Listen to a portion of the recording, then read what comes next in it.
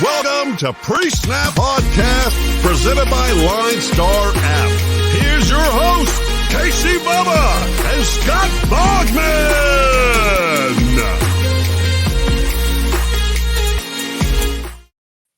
And welcome back, everybody, to another episode of the Pre-Snap Podcast, brought to you by the wonderful people at LineStar Sports. Make sure you check them out on the Twitter at LineStar app and at LineStar NFL. And most importantly, download the app in the Apple App Store and the Google Play Store. Everything you need in the palm of your hands to build your winning DFS lineups. We're here to recap the week that was in Week 14, but more importantly, preview the week ahead in Week 15 because there was 37 COVID cases on Monday. So good luck on this one. You can find me on Twitter at Pediatric and my co-host, as usual, on Twitter at Bogman Sports. Scott, how we doing, my friend? I'm doing pretty solid, man. I mean, I think this is a new single-day high across the league. Yes. So, people are being a little less careful. It's also the winter time. Weeks after Thanksgiving, people got together. Right, exactly. So I guess it's not that shocking. It just, and a lot of these guys that have tested positive today are going to be okay by Sunday. But, the Thursday night game, we're going to have no Rashawn Slater, Austin Eckler looking questionable. So there's a lot going on right now. Yep, that'll be a fun one when we get to the preview. And then obviously later this week on the Thursday Showdown show that we always do. That'll make things spicy this week. We got Saturday football this week to make things more fun, to really mess with your setting lineups and all that good stuff. But it's wild times out there for sure. So let's just get a quick recap of the week, Bogman, as we like to do. Vikings on Thursday night, we kind of already hinted on that earlier, but they got the job done against your Steelers, but your Steelers made a heck of a comeback to make it at least an interesting football game for you. Yeah, there's this GIF of Tiny Tim from Futurama. It's a robot version of him, and he says, "You raised my hopes and dashed them quite expertly. Great job. We're well done, sir." Something like that. That's exactly what my Steelers did here. 29-0. It was my first ever Steelers stream that I did for my guys on the ITL Patreon, and they didn't really get to see me go crazy for 3 quarters and then a whole quarter of it. So, they made a fast and furious comeback. Only team in NFL history that has been down 9 points and had a chance to tie with time running out on the clock with the last play of the game, and just couldn't do it. Freiermuth couldn't haul it in. So Dalvin Cook, amazing. Justin Jefferson, amazing. Roethlisberger had, one more game left in him there. So it was a fun one, but not so much. It was one of those, if you turn that game off, you might want to go turn it back on. It was one of those. Definitely. And more importantly, Bogman beat me yet again. So don't worry about it. I wasn't even mentioning that. I was going to be nice. I didn't mention that or Chase Claypool. So it was fun because that was all anybody could talk about for like 48 hours afterwards. Yeah, my Steelers podcast that I listened to is 2 hours long, about 45 minutes on Chase Claypool. It was everywhere. It was everywhere. I can only imagine a Steelers-based podcast. Yeah. Good times. Let's say the Sunday we had more good times. Washington, they came back. They tried to make it a game with Dallas, but they lost by 7. Taylor Heineke has a messed up ankle. That's something to monitor this week.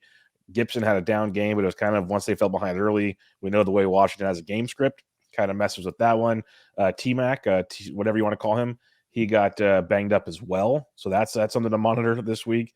It was an interesting one, Boggs. At least there's COVID, So Tony Pollard didn't play in this game because of the plantar fascia. Corey Clement, baby, on Wisconsin. But they're saying that they are feeling pretty positive about him playing this weekend. And Zeke went in here already less than 100% and exited with a new back injury.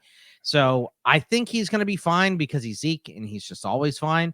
But in the season long, there's just close to nothing on the wire. So you probably have to roll him there. But, DFS, he's definitely going to be an avoid this week, unless we just hear rave reviews from his practice that he's totally fine and blah, blah, blah. But I just can't imagine that's coming. Yeah, he's been an avoid for me most of this year because he's priced up and he's on timeshare. So I'll just cross that one off for me. But I was only half kidding about Corey Clement. Depending on the depth of your he was good. Your situation, he might get some run if Pollard's out again because he basically filled the Pollard role. Obviously Zeke got hurt, so that made a difference. But even early on, he was getting like that every other. He had 14 touches, and he had more than Zeke. So he's definitely on the table for sure.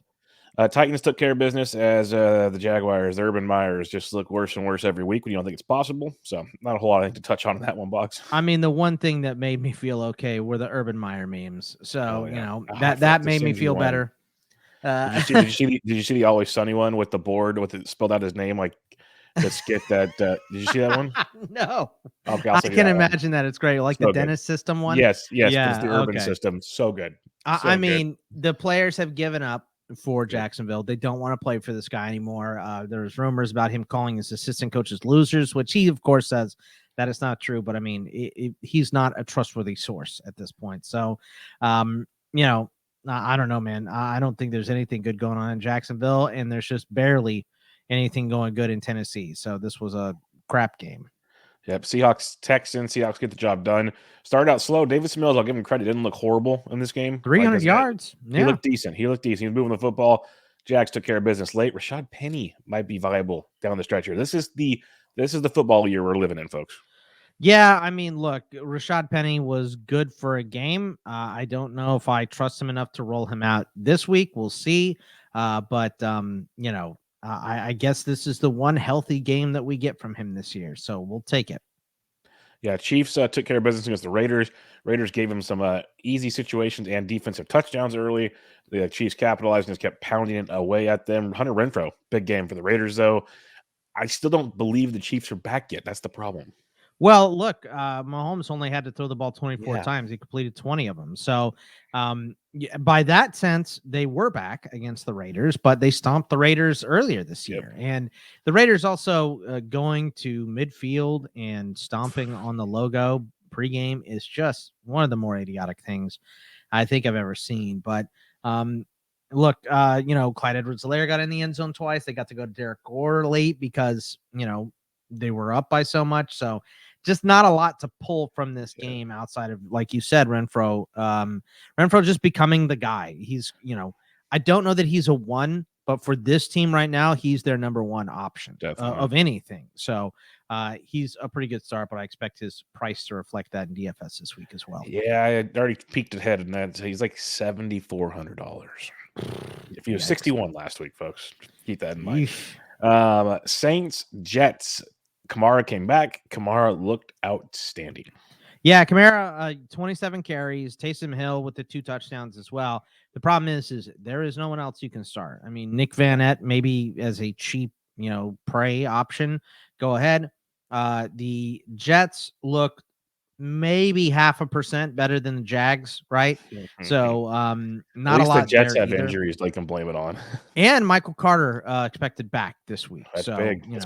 That could be big for him. At least that gives them one viable starter. So Falcons, Panthers, Falcons 9-21. Cam Newton benched, starts the second half, benched again. That's the weirdest thing. DJ Moore continued to get peppered, but he left with a hamstring injury. He's day to day. And the Falcons, they got the job done. It's a Russell Gage season, as you keep saying every week. He was balling out. Russell Gage and Cordell Patterson played. I can't believe it. He had 18 touches on 30 snaps, I believe it was. Mm-hmm. So I don't know why his snap percentage is so low. I don't know if this is let's save him for next year. It's a concentrated effort. I saw something from the head coach that said they're trying to basically not run him into the ground type thing. Okay. I guess at least we have a reasoning now behind it. So that's nice. Yeah. But I don't know, man. The Falcons are weird. Like you said, Russell Gage is fine. They said they're going to split Cam Newton and PJ Walker moving forward. Matt Rule did, like he's at Baylor and not in the NFL. So don't know what that's all about, but I don't like it. So, I mean, the Panthers just overall, Chuba Hubbard fumbled twice. So Amir Abdullah got more snaps. DJ Moore's hurt. They're going to be in a void for me. Yeah, it's going to be a tough one for sure. Ravens, Browns hang on 24-22. They're absolutely dominating this football game, like dominating. But I tweeted it out Monday morning, and people, at least I think people are starting to get my sense of humor after all these years, finally. I said I didn't get to watch a lot of football. I caught up on football, and I did notice that apparently Huntley's better than Lamar Jackson. That's all. Oh, God. Thank God people know you're kidding. Look. The most aggravating part of this game was the spread was Cleveland by 2.5, and they win by 2. I think that was the thing that pissed me off the most. But yeah, look, with no Lamar, the Ravens are a different team. Tyler Huntley, the whole reason Tyler Huntley is the backup is because he has a similar skill set to Lamar. So they don't have to change the offense. You know, we talked about that with Tennessee. They didn't really do what I thought they needed to, but they also didn't need to do it to beat Jacksonville. So I don't know if that means they're going to come in with a different game plan against Pittsburgh this week or not, but it's the same deal. Baltimore doesn't now. That even if Lamar is out, they don't have to change the playbook. It's still going to be a lot of Devontae Freeman, a lot of Tyler Huntley running, and Rashad Bateman had a huge game here. Mark Andrews was big in the second half, and hopefully Marquise Brown can get open for a big one next week. So we'll see. But, you know, the Ravens offense is at least viable with the backup quarterback, unlike the Saints, who with Taysom Hill, it's just Taysom and Kamara. That's all you can trust. Yeah, Taysom couldn't throw it at all. It was bad. But yeah, Huntley, messed up finger. He couldn't throw it in the first place, and then the messed up finger. Mallet. He had the Russell Wilson, but Wilson had surgery. Taysom just runs. The funny thing is Huntley now. This is twice we've seen him this year, and he's been very viable twice, like you said. So that's very promising. I haven't looked at his price yet, but he's still going to be pretty darn cheap, I'd imagine. So that's definitely something to have some fun with this weekend. Giants Chargers. Chargers had a lot of fun with the Giants in this one. We saw Guyton go off. We saw Palmer go off. We saw Williams have his fun. Eckler got hurt, but they said later on that if it was important, he could have played. Wasn't that big a deal. They were just dominating, so why run him out there? You know, some garbage time for the Giants, but overall the Chargers dominated this football game. Yeah, I mean, the thing that stood out to me, number one, was that might have been the best pass I've ever seen in my life from Herbert. The rainbow to Guyton. It was unbelievable. 60 yards in the air, dropped it right in the bucket. It was phenomenal. One of the best passes I've ever seen in my life. And guess what happened, Bub? You gave the football to Saquon Barkley 18 times, and he gets 95 yards and into the end zone. Most of those were garbage time, though, so it's just... I don't care. They gave, you know, look, garbage time counts for fantasy, the same. Baby. It all counts the same, dude. So, and look, Booker looked good, too. You know, a lot of his was garbage time, too, like when you're playing pass because they can't run, and you know he gets 7 yards per carry, but who cares? You know, 12 touches and over 80 yards. So we like that for Booker. The passing game has nothing. Mike Glennon is terrible, and I don't know, man. There's just not a lot there for them outside of Barkley. So we'll see. Yeah, and it looks like Danny Dimes is probably out for this weekend again. So yeah, he ain't coming back anytime soon. And it's just insert Nancy Reagan. There's no reason. Memes all over Twitter. It's fun. Yeah. Lions, Broncos. Broncos just take care of business. This is a tilting team, but it was the Lions. You mentioned the letdown spot. It kind of followed suit. Javonte and Melvin both went off, which made it fun and tilting at the same time. Other than that, like the passing game wasn't that exciting. It was all about the running backs in this one for me. Well, dude, Teddy Bridgewater's the worst. So yeah, it's getting worse and worse each week. Dude, he can't get the ball. Judy was under 10 points again in PPR.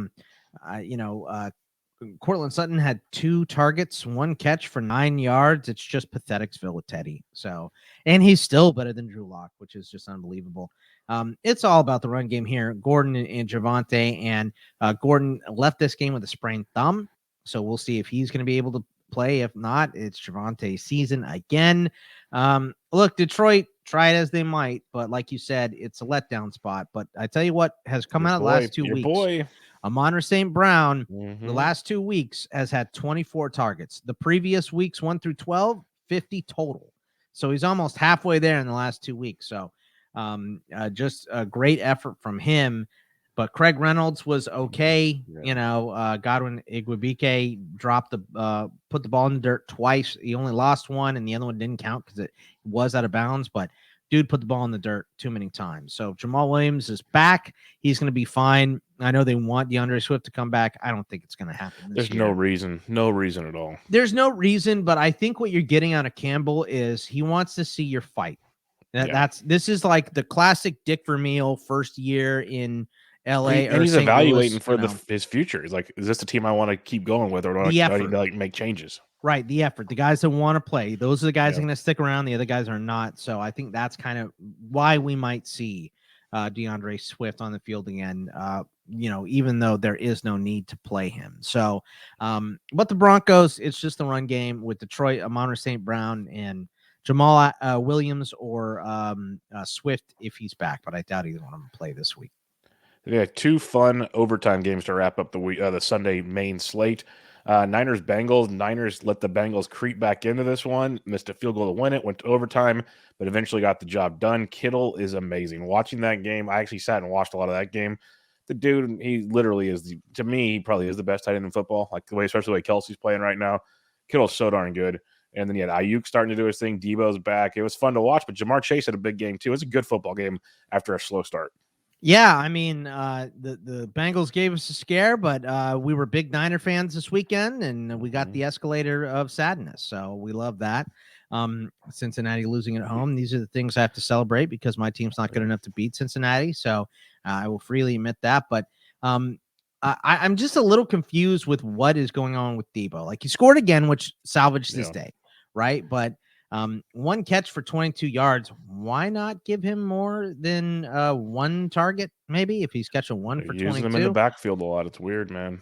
Yeah, 4.6 yards per carry is great and everything, and the score is awesome. And I know he's the best running back on the team, but he's also the best player. So let's get him out there. Hopefully, Eli Mitchell's back, and with Mitchell and Wilson back, then Debo should move back to wide receiver, which is yeah, he'll still have some runs for sure, but he shouldn't get 8. Maybe 3 or 4, and then the rest should be receiving. But who knows what they're going to do with him? So Cincinnati is your usual suspects. Higgins, Chase scored twice.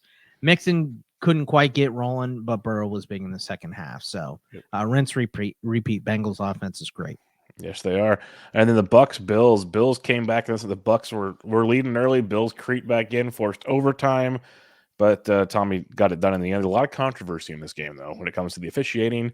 But maybe I doubt it's a matchup we see again, but maybe. We never know. So it was a good one. I mean, it's on the table for sure, but the Bills got to figure it out, dude. Like, this was my conspiracy theory that I told the Welsh, and you tell me if you believe me here. I think Sean McDermott, in the first half of this game, I think he was so mad about the 3 passes, he said, you know what? I'm going to win a game doing the opposite. We're not going to run it at all because we didn't see a run from a running back for the Bills until the third quarter. The first one was on a fake punt, by the way, by Breida. And then after that, we only saw, I believe it was 6 other running back carries in this game. It was all, Josh Allen had over 100 yards rushing.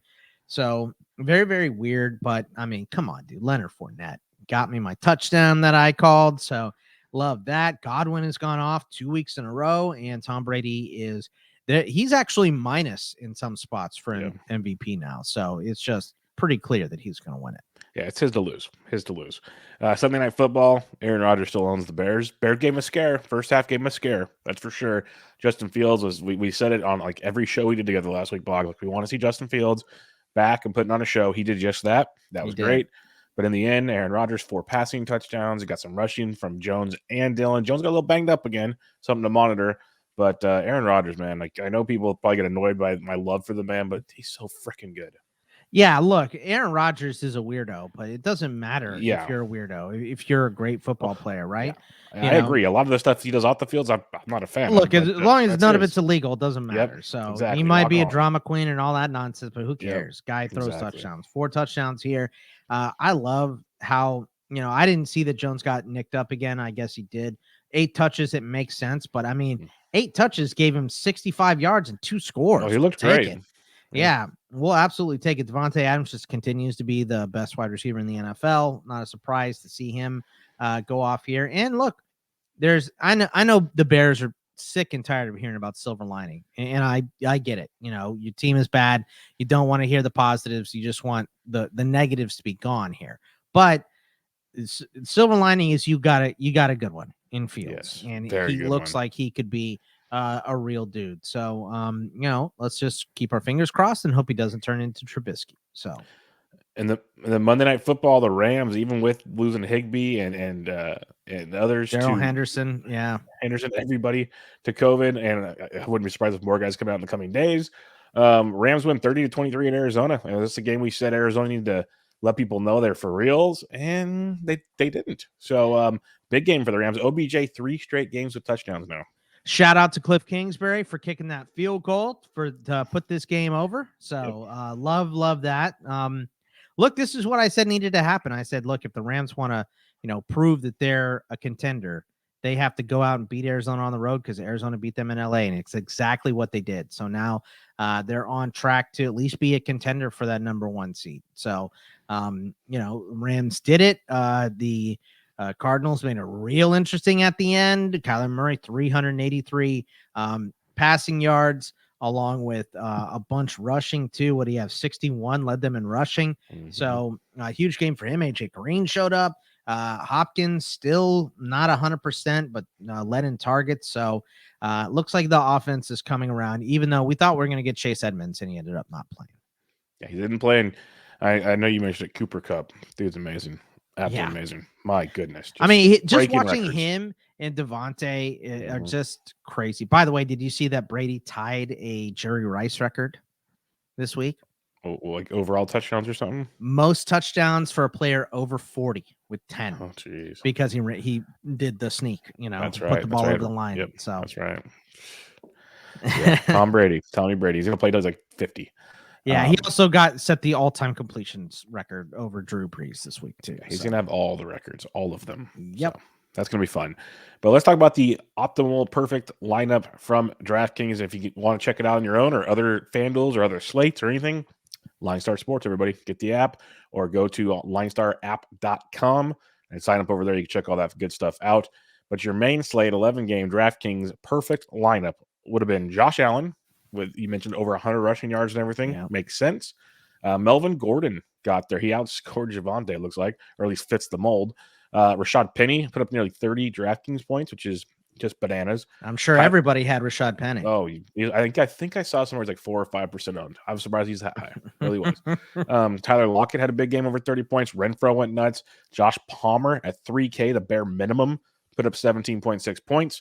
You had George Kittle, Mark Andrews, once again, a double tight end week. We've been seeing that a little more and more these days. So that makes a lot of sense. And then the Chiefs defense, 24 DraftKings points, which is crazy. Did anything surprise you here besides maybe Rashad Penny, I guess? No, I mean, and the Rashad Penny didn't surprise me that much. Like, he is a good back. He just staying on the field is his bugaboo, right? Yep. It's that, and they played the Texans. So it wasn't the most shocking running back performance I've ever seen, but it was surprising. So, but yeah, I mean, knowing the stats and hearing the lineup, it makes a lot of sense. So, yep, no doubt about it. It's perfect lineup, not the winning lineups, perfect lineups. Remember that, not the correlation people might expect, but those would have been your perfect lineups. So let's recap our plays from the week, Bogman, if you have them close by chance. I do. Quarterbacks. Who were your quarterbacks? I had Dak, Heineke, and Ryan Tannehill, and Tannehill did not pan out. Dak and Heineke were okay, but there were plenty that were better. Taysom was better. You just mentioned Josh Allen was better. So not a perfect day at quarterback. Yeah, I had Dak, Tommy, and Burrow. So I'll take it. I'll take those three. Yeah. Especially Burrow and Tommy. I'll take those.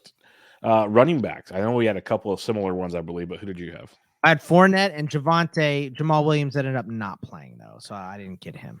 Yeah, I had Fournette and Javonte, and then I had Gibson. I wish he didn't play, but the other two that we both had were very, very good. So that worked out well. When Lenny went deep, that's what I'm going to call it, right out the gate. That was like, yep, good stuff. Good stuff, Lenny. Wide receiver, who'd you have? I had Russell Gage. I had CeeDee Lamb, and then my one that didn't hit was Emmanuel Sanders. Got a little banged up. I had Higgins, who got his PPR good stuff. DJ Moore, I'm telling you, I kept saying it, like, people don't like it because it's Cam. He peppers the heck out of him. So monitor the hamstring because he's PPR gold with, doesn't matter who's quarterback, actually. And then Elijah Moore did not play. So that one did not happen. But we mentioned Gage. We mentioned a lot of them. So definitely options there as well. Tight end position, what you got?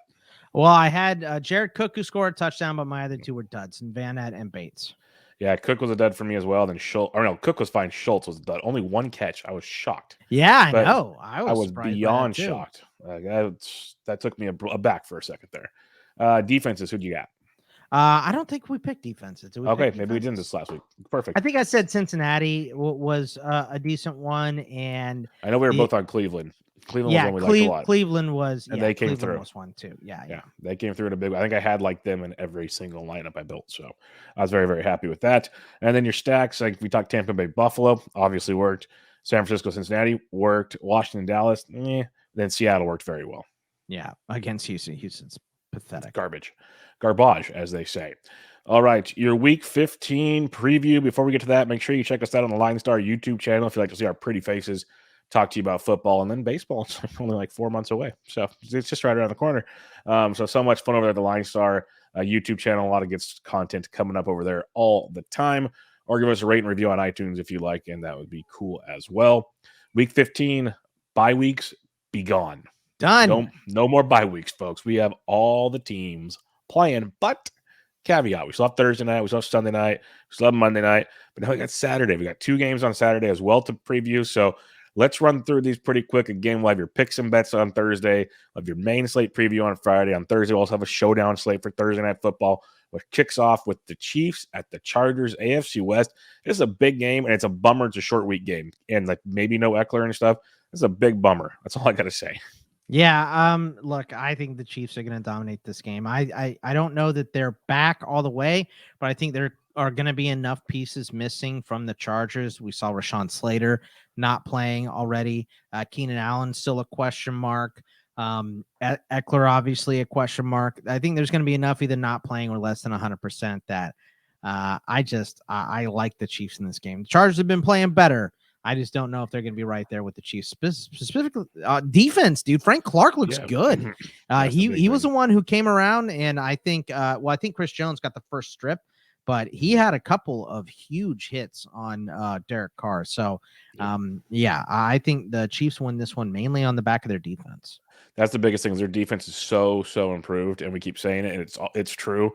And unless the Chargers can show up and match their defense, it's going to be an interesting ballgame, to say the least. So looking forward to seeing how the injuries shake out when we get back to talking about this game later this week.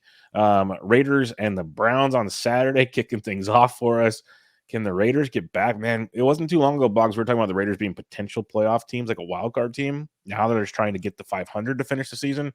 It's rough, and the Browns are looking good. They're clicking. Yeah, look, I just, after what we saw from the Raiders, how can we trust them, right? It's not like I'm trusting the Browns, so I'm maybe picking the Raiders against the spread. I'll have to dig a little deeper into this game before I pick it, but I think you can hand the ball off to Nick Chubb a bunch of times and win that way, and I think that's what Cleveland's going to do. You just mentioned what the sacks on Carr with the Chiefs. Myles Garrett's licking his chops right now. That's all I got to say. It's going to be a big one, so should be interesting. And we even saw Dearness Johnson get some love because Chubb went down with an injury last week. And he looked, Hunt. Yeah, Chubb was fine. Hunt went down, and Johnson looked great again, man. Every time he's gotten a chance, he's one of those guys we talk about like every now and then in the offseason. They're like these backup guys that get paid. He's going to get paid eventually. He won them a game already. He won the Denver game on Thursday Night Football. They just handed the ball to him 30 times. Looked good. He's looked really good. So that's one to keep an eye on even farther down the line after the season for future stuff. And then the other Saturday night game, Patriots Colts, again, should be a great game. Patriots off a bye. The Colts doing Colts things. Colts off a bye too. Yeah, two teams off a bye. This should be like the This is smart. Game. See, this is smart scheduling. Well, this should be the Thursday game. At least give the Chiefs and Chargers the Saturday night or something. I mean, you're not wrong. Yeah, but this is interesting because we just saw the Patriots run the ball a million times. I was looking for DFS to write an article. I forgot you can't really use last week's passing stats because that doesn't really help tell a story anymore. And then you got the Colts, man. It's like, which team do we get in this really, really good team or this kind of struggling team? Should be a really good Saturday night game. Well, I think hammer the under here, right? Because two very good defenses, good defenses. And off a bye not week, just the defenses, but the running. The running, both these teams. The Colts have taken the ball out of Wentz's hands, given it to Jonathan Taylor more down the stretch here, right? And I think we just saw, I know the weather was obviously the biggest factor there, but I think they also saw something in what they did. So I would expect, the Patriots game plan, I think every game is to throw the ball 15 times, if possible. If you have to throw more than that, okay. But 15 times, that's what you want. If they're running it a lot, that means they're winning. Their defense is doing things, they're winning. That's all they care about. Exactly. So Sunday, heading to Sunday morning, Cowboys, Giants, another Cowboys going east again. I'm guessing they stayed back there. That'd be my guess, but never know. Jerry's got those private jets, so it's easy traveling for those boys. They probably just left their benches, their heated benches, and just flew them over to New York for the night. I'm assuming you saw that stuff. But Cowboys, Giants, thoughts? I just think the Cowboys roll on this one. I know the spread is already gigantic. We get no Danny Dimes. The Cowboys are clicking a little bit right now, so I don't think this is much of a contest. I think this is a murdering. Yeah, this is a game that should not exist for anybody. This is something if you had to go, like we talked about Little Nicky, I can't remember what show recently. This would be a punishment if you had to watch the Texans and Jags. Yes. Texans and Jags. This is Battle for the number 1 pick. No, maybe I think the Lions are still there. The Lions, I forgot. I feel the Lions are better than both these teams. Well, they are. I mean, the record doesn't show it, but they're definitely better. Oh man, look, I think what we want in this is more Brandon Cooks, right? I think Brevin Jordan got a bunch of targets. That was nice for Houston. Let's just see Jacksonville give the ball to James Robinson 50 times. That's all we want. What are the headlines going to be like when Davis Mills outplays Trevor Lawrence? Urban Meyer fired. Yeah, I foresee it happening. This is it. Yeah, this last game. They're going to lose to Houston. He gets canned after that. I hope so. Titans Steelers. Actually, I don't. I want 2 more weeks to make fun of them. Titans Steelers. This is a great game for your Steelers to get a big win. I know it's not the same Titans team, but it's going to be a big win. Dude, the Titans are favored in this game, which crazy I know talk. The Steelers are bad. They're not a good team, but I do think they're better than the current Titans. Look, if Derrick Henry was healthy, the Titans win this game 48-0 They just handed it to him 50 times. I mean, we saw what Dalvin Cook did, right? The Steelers just got washed away in the run game in the entire first half of the game. So I just don't know that the Titans can do that the way that Minnesota did. So I think the Steelers win this game, but there's no way they make it a blowout for me. It's going to be close. I'm going to be screaming and getting new gray hairs for sure. Talk about the perfect matchup for coming off a bye week. The Dolphins get to stay at home and host the New York Jets. Like, again, this is as a Dolphins fan, being the narcissist that I am, like this is an easy win that they're going to make very difficult and probably make me think they're going to lose. But I mean, how is the spread only 8.5? This should be easy peasy lemon squeezy. It should be, but the Dolphins don't do that. And I told you that. You laugh every time because you watch it. You're like, oh no, it's happening. Well, look, again. Javon Holland, I think, just went on the COVID list too. So he's one of the many COVID the running people. The running backs are on COVID. Right. Philip Lindsay just went in too. So I don't know, man. Yeah, look, the Dolphins should roll them, but who knows who's going to be available, right? It's going to be screwy. To a time. All right, Washington and the Eagles, another NFC East battle here. Don't know if we have Heineke. Don't know if we have McLaurin in this one. You got the Eagles with Hurts and company coming off a bye week to hopefully get things right. Man, this is I got that. I kind of like Washington in this game, but we'll see. I liked Washington before Heineke and McLaurin got hurt, and now that those guys are hurt, God, I think of going for the Eagles. I don't know. Hopefully Minshew's playing. He's not. Stop it. This will be almost as bad as the Texans and Jaguars, I think, this game. It could be. It definitely could be. I think it's going to be some ugly football. Yeah, you're right. Cardinals Lions. Oh man, poor Lions. The angry Cardinals. Yeah, the Cardinals just got. I'm not gonna say got embarrassed on Monday Night Football, but they got beat at home. That was their worst loss of the season. And beat handily. Sure. Beat handily at home in a game they needed to win against the division rival. They're going to come in here and Kyler's going to run all over these guys. Yeah, I mean, this does not look good for the Lions. So Kyler better be over 9K next week, or he's the cash game lock of the week. Yeah, I think he will be. Yeah. Panthers Bills. This is a get right spot for the Bills. Get right, slump buster, however you want to say it. Mark Grace will be proud of this game. This is a smash Bills spot. Stack the Bills. They're going to roll over the Panthers. Yep. Bengals Broncos, like you said, maybe Gordon out again means massive Devonte week once again, because you can run on the Bengals. You can run on the Bengals. I know they have a good D line, and the numbers say that you can't run on them, but good backs have had great success against the Bengals. So it's very possible, because we know they can't pass them. So this is an interesting game. The Bengals might actually roll in to Denver and do some damage. Let's go Broncos. Let's go Broncos. Let's go. I don't think it's going to work out that way. I'm surprised they are home favorites to open. So surprising to me anyway. But I don't know, man. I think since he rolls in this game, I don't think it's very close. Teddy Bridgewater makes a couple mistakes, and the Bengals roll. See Drew Lock at some point in this game. A weird feeling about that one. I mean, I would not be shocked. He's worse than Teddy, but at least he can throw the ball down the field and give them a chance. Okay. Yeah. I mean, he loves to throw it to the other team. Yeah. Exactly. Falcons, Niners. This should be another get right spot for them to or keep getting right spot. Move to 8-6 and make some noise here.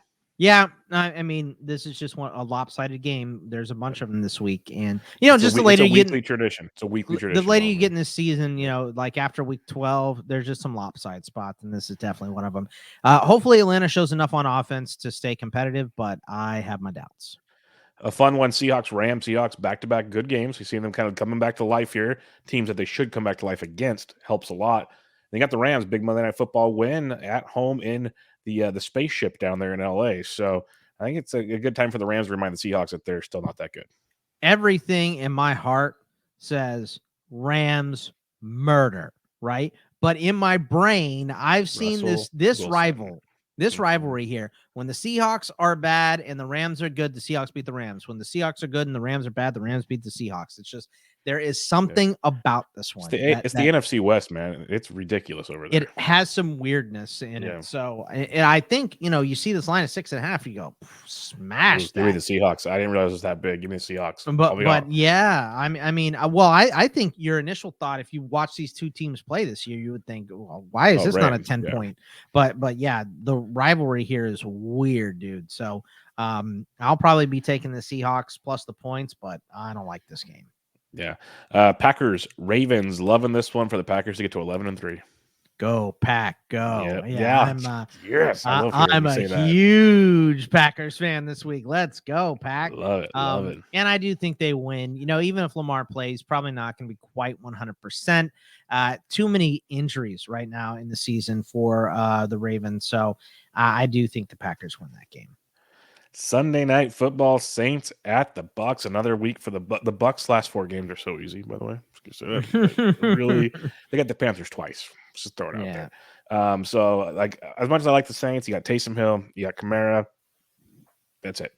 So, Bucks should have some fun on this one. Yeah, this is another smash spot. Like, the Bucks defense playing a little bit better. I should have flexed out of this one. All I gotta say. I think so too. The Saints just don't have a lot, but if you got stuff to do on Sunday night, at least you can go see a movie or something and know that this one is going to the week before Christmas. So yeah, right. Some. This one is going to probably not be very competitive. No doubt about that. And last but not least, Monday Night Football. The Bears paid the National Progress to put them on so many games this year. Vikings at the Bears. At least we get to see Fields again do some awesome things.